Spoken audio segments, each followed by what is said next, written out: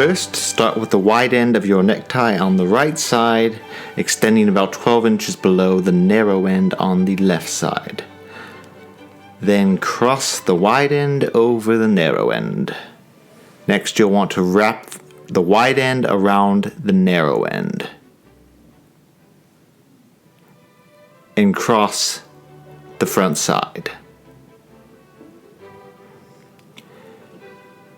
Next, you'll want to pull the wide end up and through the loop around your neck.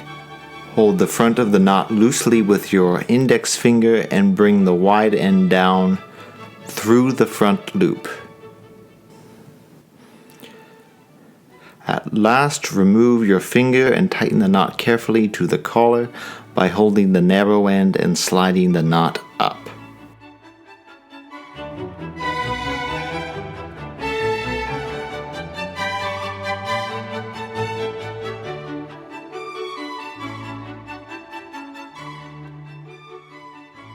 And that, ladies and gentlemen, is how you go about tying a four-in-hand knot.